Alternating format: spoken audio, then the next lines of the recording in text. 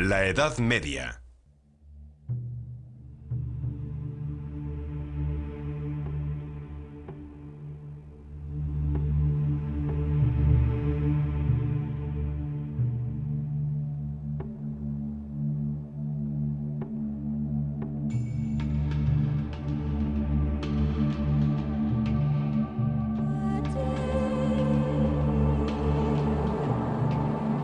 Ciudades, mercaderes y artesanos.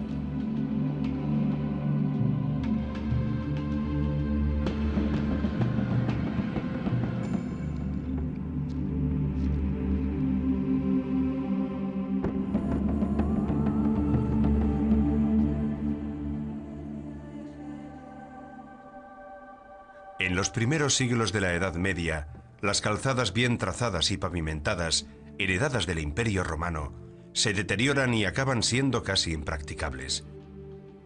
Las nuevas carreteras que se construyen, a menudo adoquinadas con guijarros, forman recorridos tortuosos que se adaptan a la orografía del paisaje, trazando curvas y eludiendo obstáculos naturales. La gente humilde se desplaza a pie, mientras que mercaderes y burgueses viajan en carros o carrozas impulsados principalmente por bueyes, mulos y asnos, que con su trote cansino permiten viajar y transportar bienes sin demasiadas sacudidas. Peregrinos, militares y comerciantes coinciden en los mismos itinerarios, diferentes servicios que se cruzan por el camino. Cuando se habla de strade medievali, Cuando hablamos de las calzadas medievales, no debemos pensar en carreteras como las conocemos nosotros, sino más bien en senderos. Entre estas calzadas están incluso las más famosas, como la Francigena o Romea, que unía Inglaterra y París con Roma, o la calzada Alemania, que comunicaba Venecia con Alemania, o los itinerarios que llevaban a Santiago de Compostela. Eran prácticamente caminos para los arrieros, que a veces se ramificaban, dependiendo de los obstáculos con que se tropezaran en el terreno.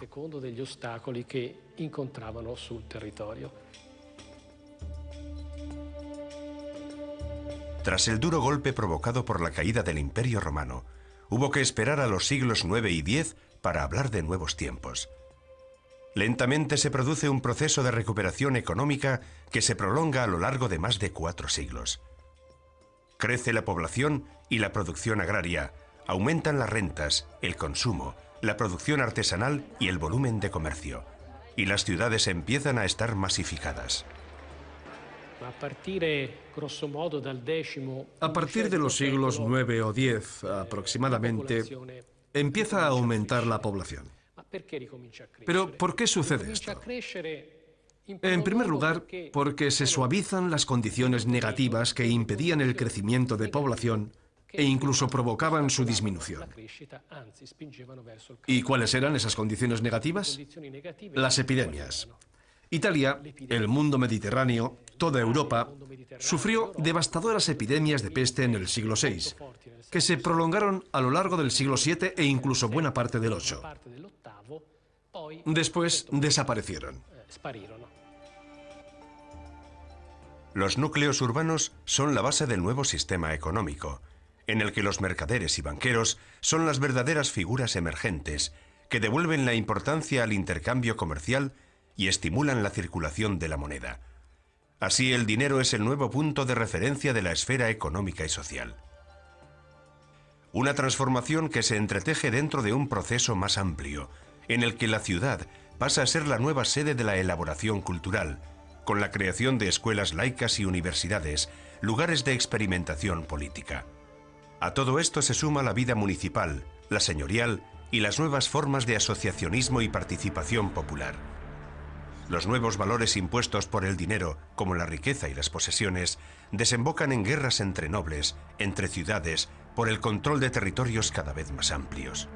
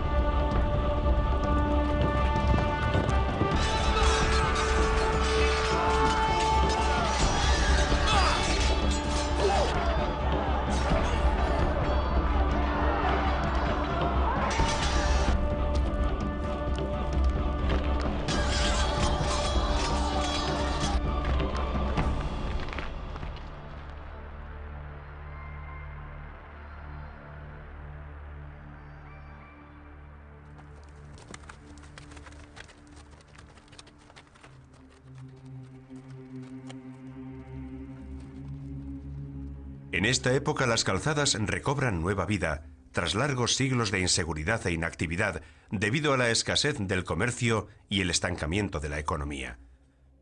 Desiertas durante el día y envueltas en tinieblas por la noche, se habían convertido en cómodo refugio de ladrones y malhechores.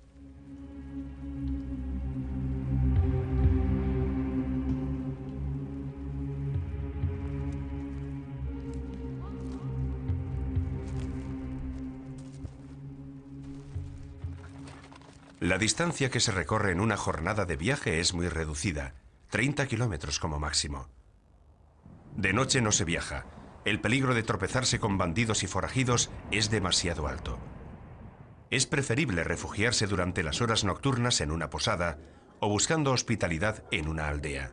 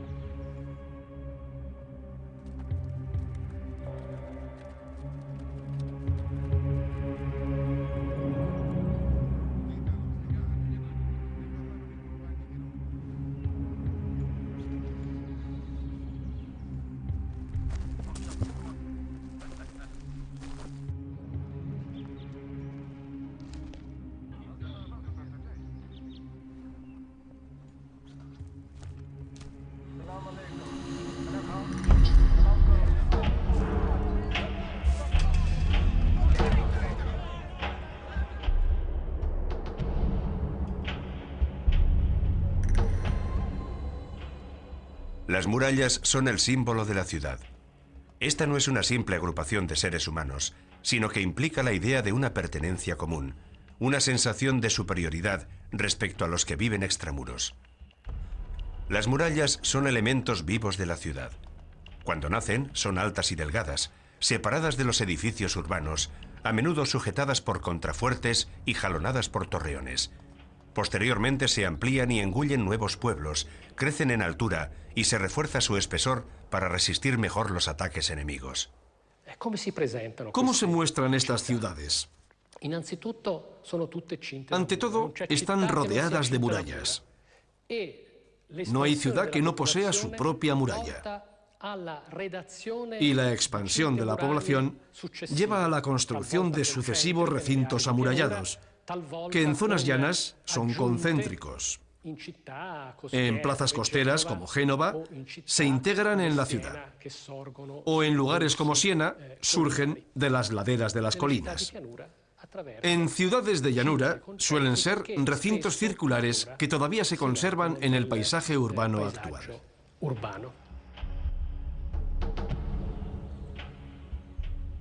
El recinto amurallado se abre al exterior solamente a través de las puertas, que se abren al amanecer y se cierran al caer la noche, como se suele hacer en casa hoy en día. Son obras de alta ingeniería en toda regla, capaces de desanimar cualquier ataque enemigo. También permiten a la ciudadanía cobrar un peaje por entrar en la ciudad y registrar a cualquier persona o mercancía que entre en el espacio urbano.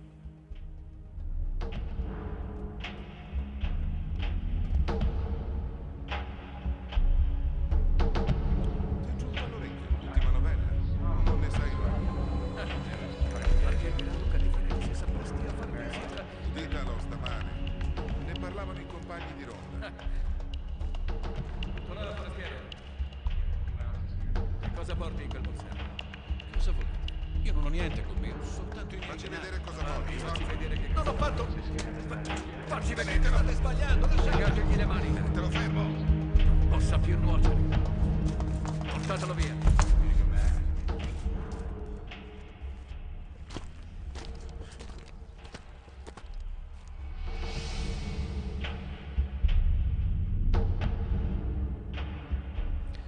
La città Aparte de este sistema de defensa, la ciudad se caracteriza por la presencia de la catedral. La catedral es el lugar sagrado más importante y a su lado se encuentra el Palacio Episcopal. También hay zonas agregadas a los diferentes mercados. porque hay varios mercados. El mercado de los cereales, el mercado de las hierbas. En muchas ciudades del norte de Italia encontramos plazas dedicadas al comercio de hierbas.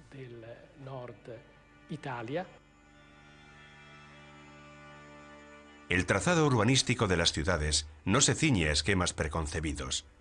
Se renueva adaptándose a los cambios de los habitantes, creando nuevos espacios para el trabajo, las relaciones sociales, la vida privada, institucional, cultural y espiritual.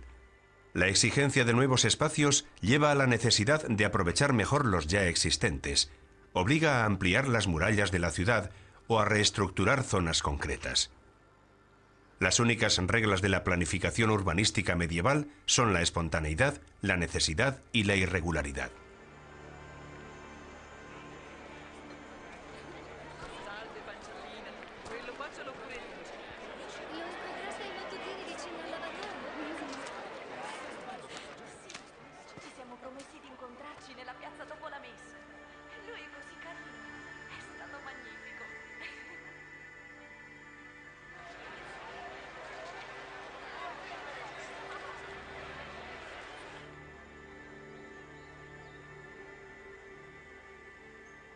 La planta más sencilla es aquella en la que dos calles principales se cruzan en el punto central de la ciudad, desembocando en 4 puertas que se abren a las direcciones principales. Curiosas son las ciudades que se asoman al mar y disponen de puerto.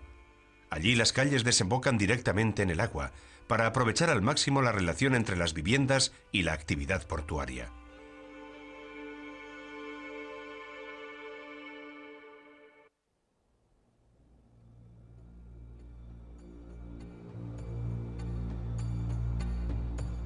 La nueva figura del mercader, impulsor y resultado de las transformaciones en el ámbito económico y social de la Edad Media, también está ligada al progresivo centralismo que asumen las ciudades a partir del año 1000.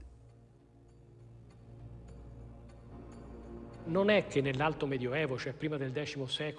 es que en la Edad Media, es decir, antes del siglo X, hubiera desaparecido la figura del mercader. Disponemos de fuentes muy exactas que nos revelan la presencia de mercaderes, por ejemplo, en Milán en el siglo IX. Pero después del siglo X, lo cierto es que su papel pasa a ser fundamental. Y es fundamental porque debido al crecimiento de la población rural y urbana, el aumento de la producción agraria y la demanda de nuevos productos de consumo, se fomenta un potente mecanismo de intercambio del que los mercaderes son protagonistas. El mercader es un personaje de escaso reconocimiento y con un bajo prestigio social, aunque desempeña una actividad indispensable para todos, donde los peligros están a la orden del día. Debido a los continuos viajes por tierra y por mar, en contacto con pueblos extranjeros, está permanentemente expuesto a los saqueos. Asimismo, la constante reinversión de los recursos requiere una gran sagacidad, aunque siempre existe el riesgo de realizar transacciones ruinosas.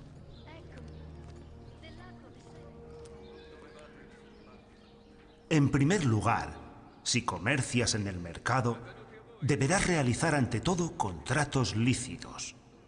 Así obtendrás una buena reputación y no dirán que te enriqueces repentinamente, ni tendrás que preocuparte de que la fama de usurero te persiga a ti y a tus hijos.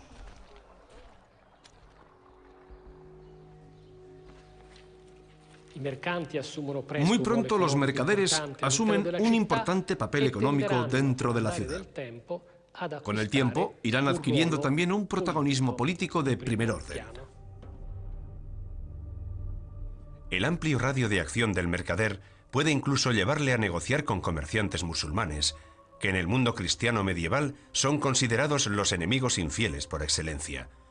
Es una postura de abierta hostilidad que la Iglesia manifiesta de forma oficial, interpretando la búsqueda del beneficio económico como algo inevitablemente pecaminoso. Sin embargo, la propia Iglesia necesita los servicios de los mercaderes, sobre todo de los venecianos, que detentan el monopolio del incienso, necesario para las ceremonias sagradas.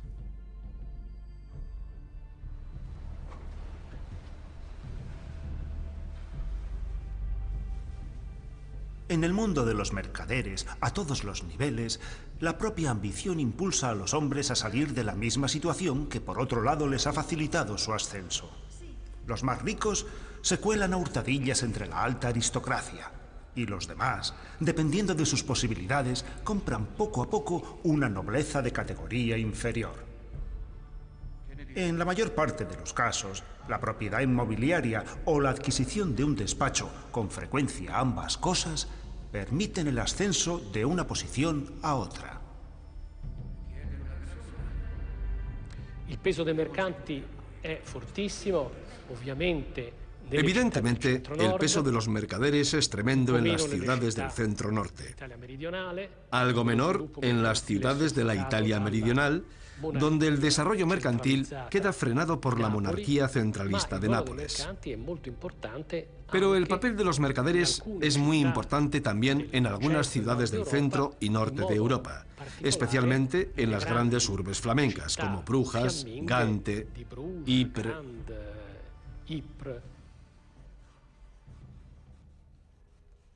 El mercader es una figura rompedora en la sociedad medieval, porque introduce un ritmo nuevo, diferente al de la Iglesia.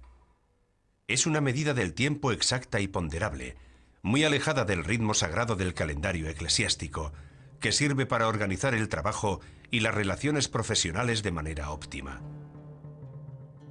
Es un cambio que tiene aplicaciones concretas incluso en la innovación tecnológica, como por ejemplo la de los relojes mecánicos, que a partir de finales del siglo XIII hacen su aparición en los campanarios de las catedrales y las torres del poder político.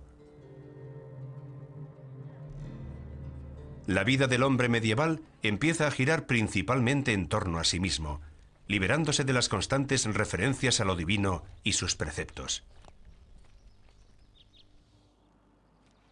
Las aspiraciones, los deseos y las ambiciones personales empiezan a adquirir mayor importancia. El horizonte del ser humano regresa a la tierra, y dentro de él se abre paso la idea de que puede satisfacer sus necesidades de realización en este mundo. La persona toma una mayor conciencia de su autonomía, de sus propiedades, de la posibilidad de construir su propio destino.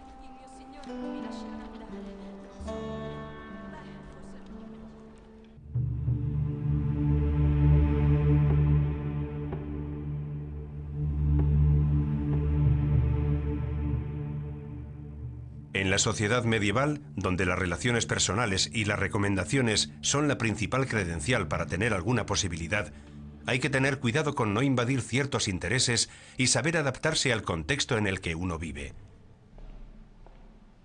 Especialmente a partir del siglo XIV, estas delicadas relaciones cristalizan en formas de expresión concretas. Son las denominadas cofradías.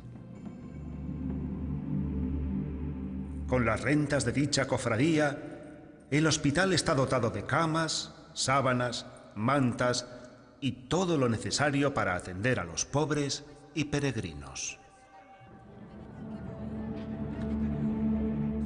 Las cofradías, que agrupan a personas variopintas unidas por un oficio común, tienen la función de asistencia mutua, de defensa de los intereses y de contrataciones en los negocios públicos. Su red de contactos les permite disponer de privilegios en todas las situaciones de urgencia en las que sus miembros puedan encontrarse, desde problemas con la justicia hasta la necesidad de tener un sitio en el hospital. Para ser admitido en una cofradía hay que pasar por una iniciación ritual. A menudo el individuo debe jurar sobre el Evangelio, que antepondrá el interés del grupo al propio, o que se abstendrá de crear polémicas o adoptar posturas que pudieran generar confusión y anarquía. El que quiera entrar a formar parte debe respetar las reglas.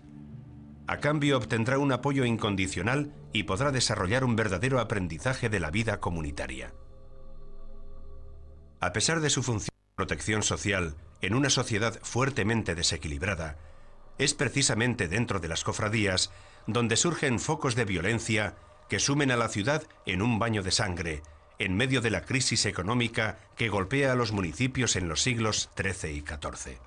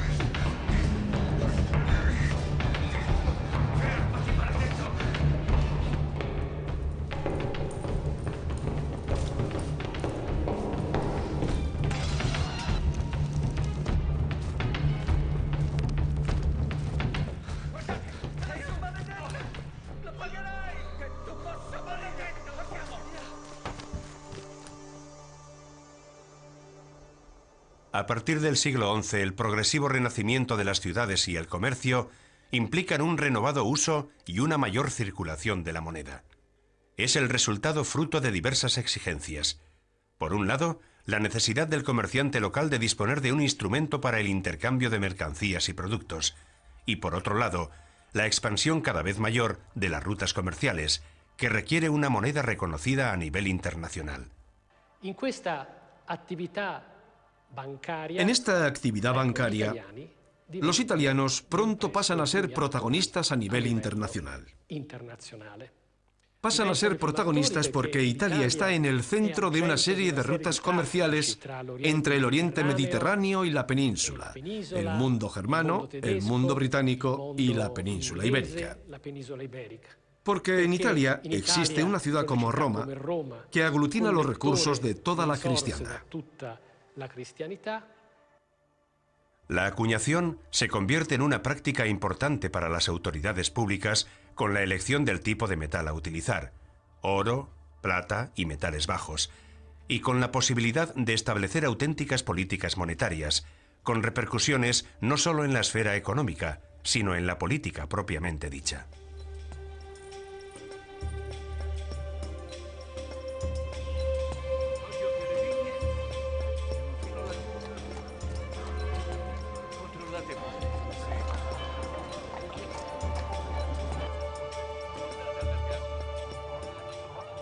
L'Italia si attrezza ben presto a coniare. Italia enseguida se equipa para acuñar sistemas monetarios totalmente innovadores. Como referencia se toma la moneda de oro acuñada en 1253, primero en Génova e inmediatamente después en Florencia. Pero la supremacía de Florencia se impone abrumadoramente y favorece el retorno de la moneda áurea a Occidente después de varios siglos. Porque anteriormente las únicas monedas de oro que circulaban por la zona mediterránea y Occidente, aunque de forma esporádica, eran la bizantina, es decir, el besante, y la árabe, el dirham. Con el florín se reinstaura la acuñación áurea en Occidente.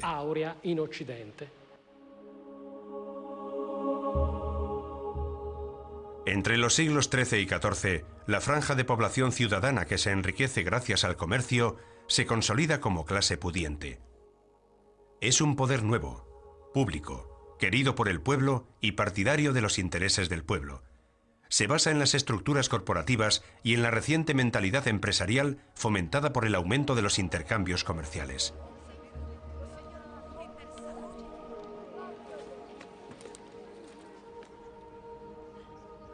El mercader enriquecido se inclina por adoptar los símbolos externos propios de las clases nobles tradicionales. Esto implica estar a la altura de los compromisos rituales de la aristocracia, la caza, las fiestas o las mansiones, pero también concertar matrimonios ventajosos en un intento de adquirir títulos nobiliarios, cambiando riqueza por prestigio.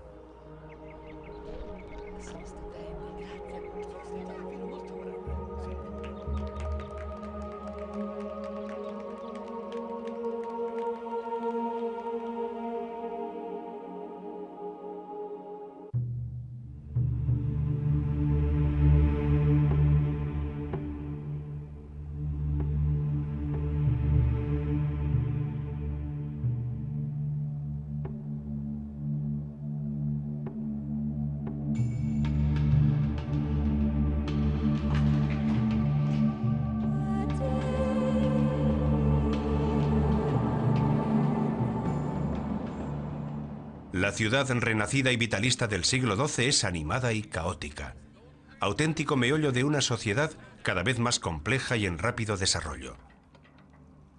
En sus calles se puede contemplar toda la fauna humana de la sociedad medieval, con las múltiples diferencias tipológicas que lo conforman, en un espacio tan reducido que se ve abocado a una masificación forzosa.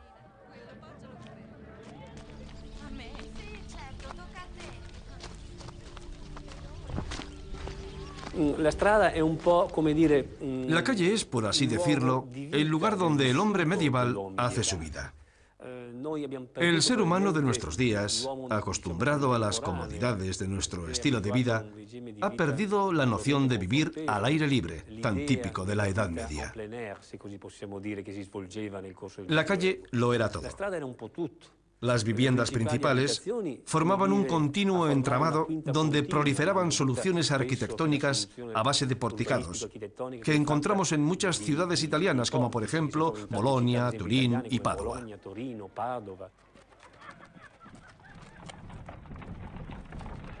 El aumento de la población conduce a una reestructuración del sistema vial sin una verdadera planificación, donde todo se organiza de forma improvisada. Los nuevos edificios invaden parcelas de calle. Se aprovecha todo el espacio posible, incluso el que está por encima de las cabezas de la gente, con balaustradas, balcones y pórticos que sobresalen de las construcciones y que a menudo obstaculizan el paso de los medios de transporte. Las calles no son solo el lugar al que se asoman las viviendas, sino también las propias actividades productivas. Normalmente las casas tienen una lonja en la planta baja en la que se trabaja de cara al público, con la vivienda del artesano en el piso superior. Las calles de la ciudad medieval difieren mucho entre sí, dependiendo de que sea un núcleo grande o pequeño, en terreno llano o en pendiente, de origen antiguo o de nueva construcción. Aparte de las calles principales, se crea un tupido entramado de callejones secundarios, a menudo oscuros y sin salida, más parecidos a madrigueras, con edificios salientes que los hacen más sombríos y los protegen de las inclemencias del tiempo. Cuando yo comencé, propuse escribir la verdad acerca de las cosas que vi y oí. Y para que los foráneos puedan comprender mejor las cosas que acontecen, describiré la forma de la ciudad noble, erigida bajo el signo de Marte, con un amplio, rico e imperial río de aguas dulces que divide la ciudad casi por la mitad. De ambiente templado, a resguardo de vientos malignos, escasa de terreno, repleta de buenos frutos, con ciudadanos armados, altaneros y pendencieros, y rica en ganancias prohibidas, bien dotada y temida, más que amada por las tierras vecinas debido a su grandiosidad. La ciudad está muy poblada y es prolífica por su buen ambiente. Los ciudadanos son de buenas costumbres y las mujeres bellas y engalanadas. Las casas son muy hermosas, llenas de elementos artísticos. Por dicha razón son muchos los que acuden a verla desde países lejanos, no tanto por necesidad, sino por la bondad de los oficios y artes y por la belleza y ornamento de la ciudad.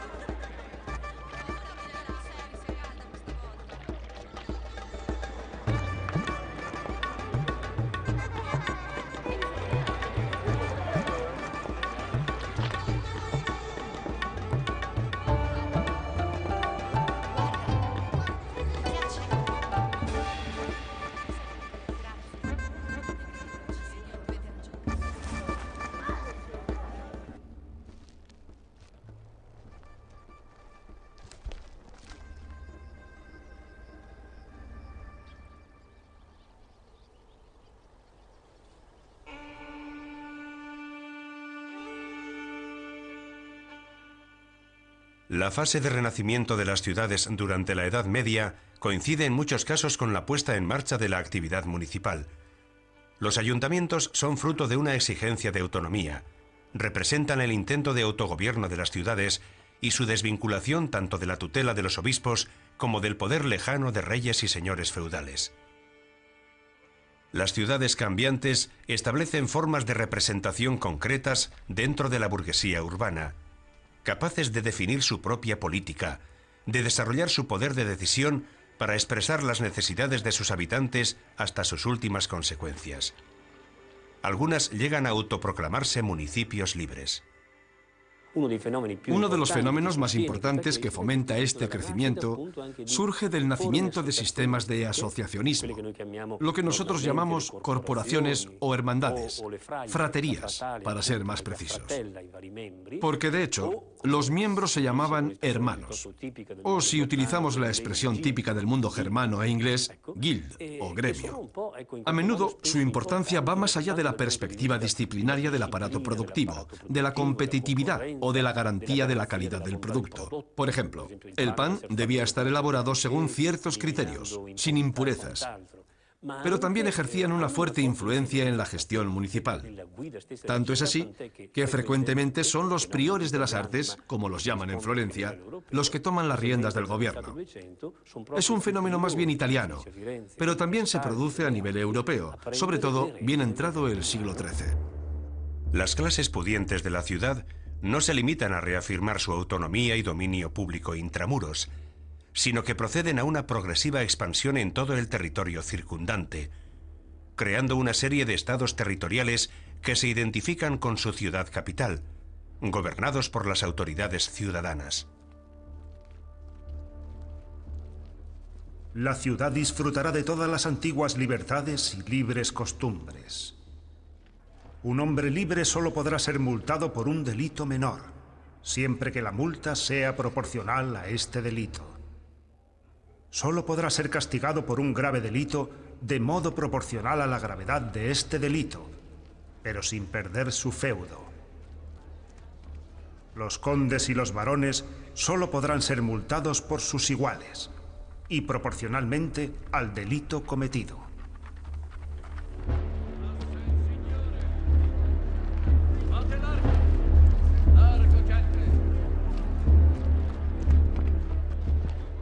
Todos los mercaderes podrán, si no han recibido previa denegación pública, salir y entrar libremente y con total seguridad de todas las tierras, pernoctar y viajar por ellas.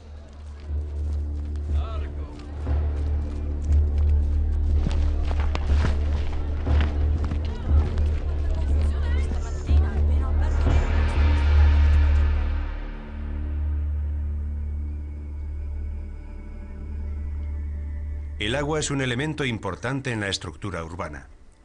Proporciona sistemas de defensa y vías de transporte al mismo tiempo. Los puentes tienden lazos entre los diferentes barrios y sectores de la ciudad.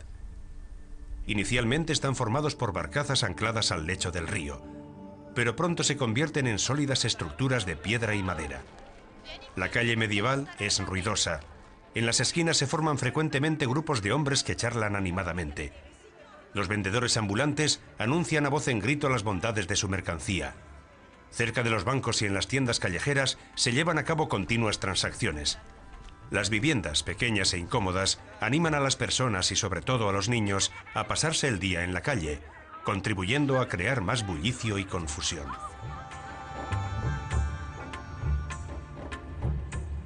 Partiendo desde la costa llegué a una ciudad, la mayor que existe en el mundo. Tiene una circunferencia de al menos 100 millas. No tiene puertas y por fuera está protegida por el agua. De ella pedí diligentemente noticias a quienes la habitaban. En ella hay gran acopio de pan, de carne de cerdo, de vino y de arroz. Y todas las demás vituallas se pueden encontrar en grandes cantidades. Esta ciudad es la más rica y fértil, y a mi juicio supera a todas las demás en cuanto a bienestar y abundancia. Y allí es de donde emanan leche y miel.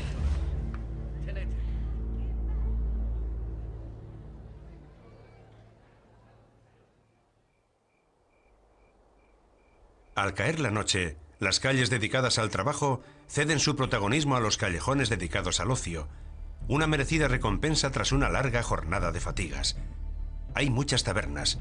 Son amplios espacios dotados de lumbre y muchas mesas, donde se puede comer, beber vino y jugar a los dados.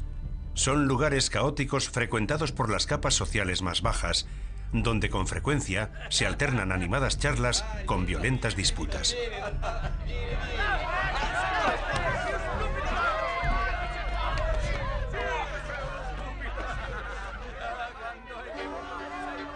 El ocio también implica sexo a cambio de dinero. En los burdeles, los hombres pueden dar rienda suelta a sus necesidades sexuales sin molestar a las damas respetables. La Iglesia y la sociedad consideran la prostitución una práctica infamante y contraria a los preceptos de Dios. Las esposas traicionadas traman venganza y acusan a algunas meretrices de brujería. Estas son quemadas en la plaza pública entre los gritos desesperados de los maridos infieles.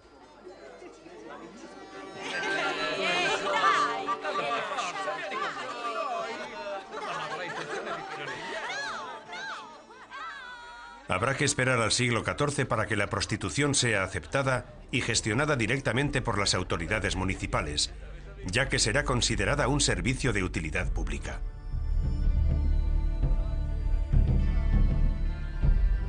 La marginación social golpea a una buena parte de la población. La mala reputación o el estigma de la infamia se ceban principalmente en algunas profesiones medievales. Los actores, músicos, juglares y trovadores están considerados personajes conchavados con el diablo, de vida disipada y dudosos principios morales. El aislamiento social también afecta a todos los oficios relacionados con la sangre, los cadáveres, la carroña y la inmundicia, del verdugo al sicario, del enterrador al carnicero. El desprecio hacia los lisiados, cuyas deformidades son relacionadas con el diablo, lo encontramos en la estricta separación entre el espacio ciudadano y los lugares destinados a la acogida de los enfermos, las leproserías, los lazaretos y los hospitales. Todo indica que en la Edad Media la relación entre la sociedad y los marginados se articula de manera diferente, a medio camino entre el odio y la piedad, el recelo y la ayuda.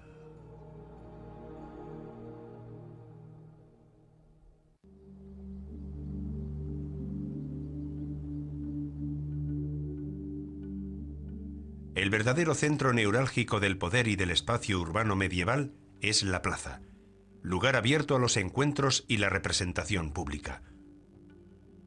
Destino asignado a las diversas actividades públicas, alberga las ejecuciones punitivas más emblemáticas. Los ladrones son azotados, trasladados en cepos, se les marca el pómulo con un hierro candente y se les corta una oreja. Los sodomitas son quemados en la hoguera, los blasfemadores arrastrados por la lengua con una tenaza. Una advertencia para el resto de la población, pero también un macabro pasatiempo en una sociedad donde la violencia está a la orden del día.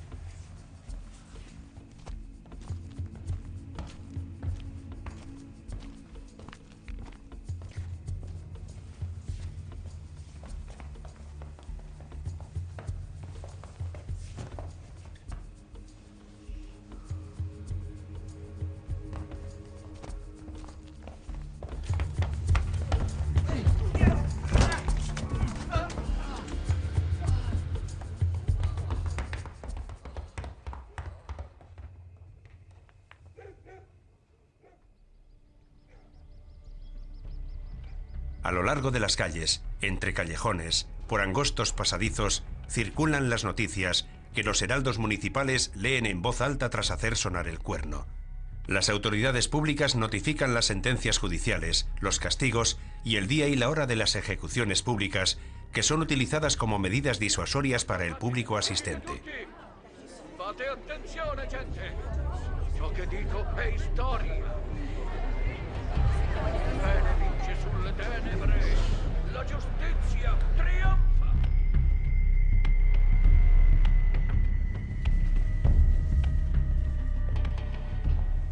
La scorsa notte un rustico villano, uomo bestiale, si è introdotto in loco a lui precluso.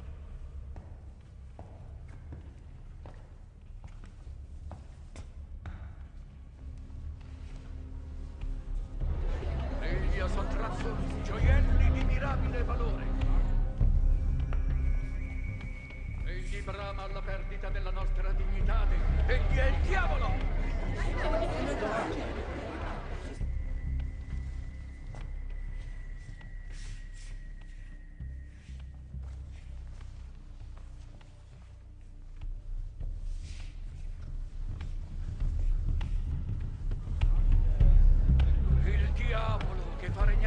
malizia che fa rubatore di professione.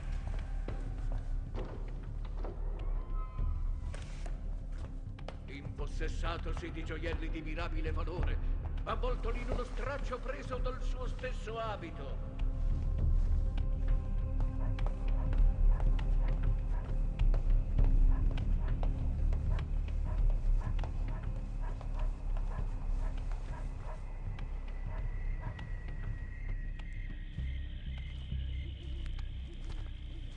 Coperto di lerciume, col volto rozzo, egli si nascose in una selva e ivi fu catturato. Che la luce del Signore nostro Gesù Cristo splende anche nelle tenebre.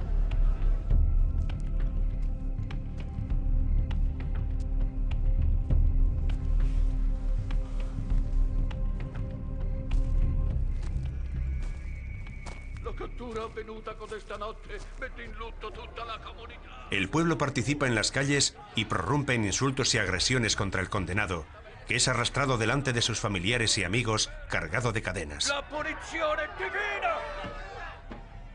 Una violencia muy extendida que se respira en toda la ciudad. Per tali misfatti della santità e giustizia. Las ciudades son ambientes sucios y malolientes, desprovistos de alcantarillado o de agua corriente en las viviendas. Los servicios higiénicos públicos se hallan ocultos en algún callejón, entre los angostos muros de dos edificios. No son más que un agujero cubierto por una tapa de madera. Las calles están atestadas de pobres, vestidos con mugrientos harapos que se dedican a la mendicidad. Muchos exageran su condición mediante trucos, para conmover aún más a los transeúntes y recibir más limosna.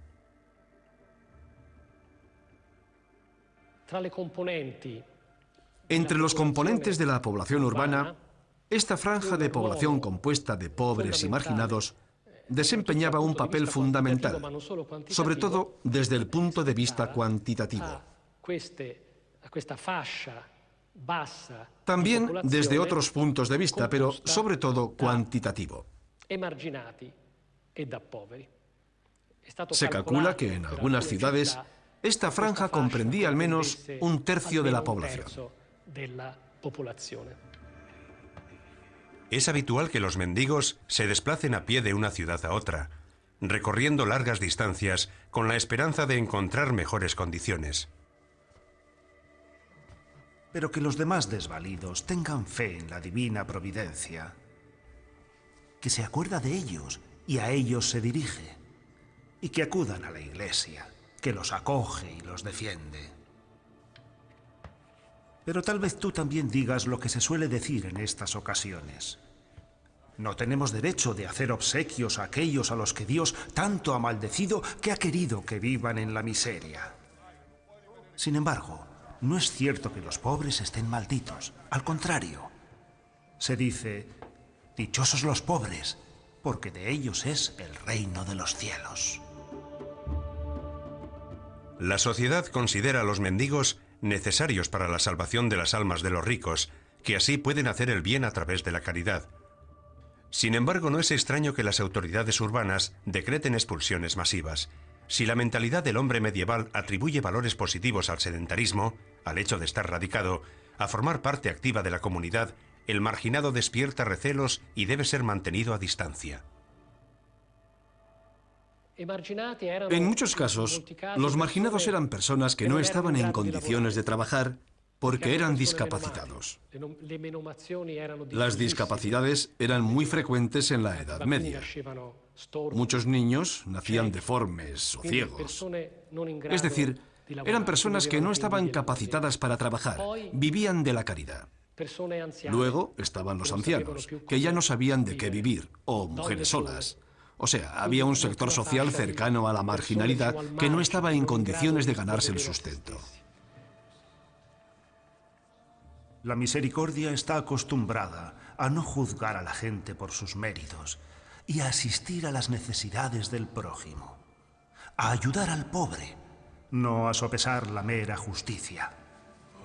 Está escrito: feliz aquel que se preocupa por los pobres y menesterosos, aquel que tenga compasión de ellos, que comparta su misma naturaleza, que comprenda que el rico y el pobre son criaturas del Señor, que sepa santificar los propios frutos recogidos y guarde una parte para los pobres. En definitiva, si tienes para hacer el bien, no lo dejes para mañana diciendo, ya daré mañana. Podrías perder la oportunidad de dar.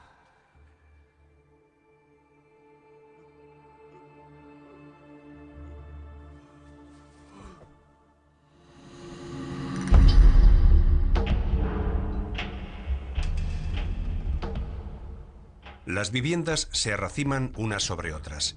Con frecuencia alcanzan los 5 o 6 pisos, subdivididos en varios apartamentos donde vive más de una familia.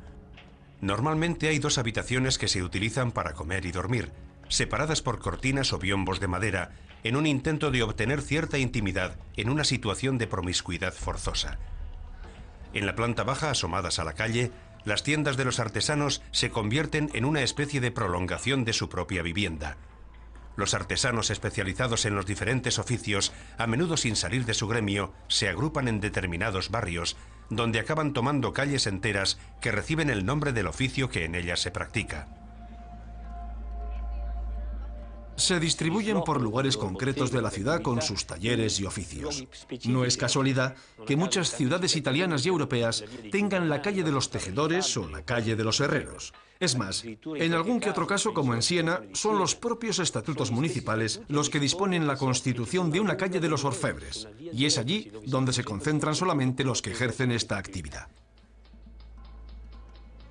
En el ámbito del sistema de gradaciones del trabajo, hay que realizar un aprendizaje de varios años antes de que la mano llegue a ser lo bastante hábil, con el objeto de que la cerámica coloreada, dibujada y pintada esté siempre a la altura de la fama conquistada. El oficio es ejercido por el maestro, asistido por uno o más aprendices, enviados por las familias para aprender una actividad que al menos pueda garantizarles la subsistencia. El período de aprendizaje es muy largo, y al principio se desempeñan labores humildes, domésticas, a veces incluso como criado de la esposa del artesano. La producción artesanal es limitada, pero de gran calidad, similar a las obras de arte. Los comités correspondientes controlan la calidad de la elaboración y no toleran falsificaciones.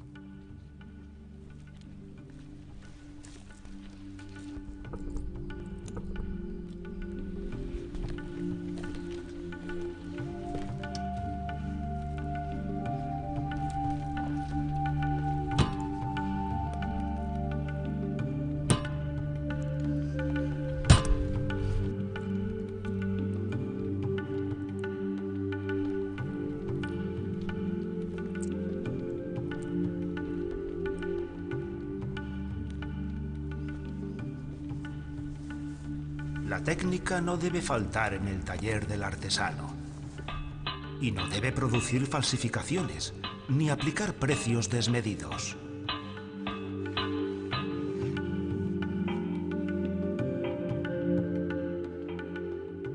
Las vasijas deben ser siempre de calidad superior y a precio de mercado, so pena de ser suspendido de empleo. Así es el maestro, y debe estas virtudes enseñar al aprendiz y ser paciente con él, porque el arte es un oficio duro que no puede ser adquirido por bribones ni oportunistas.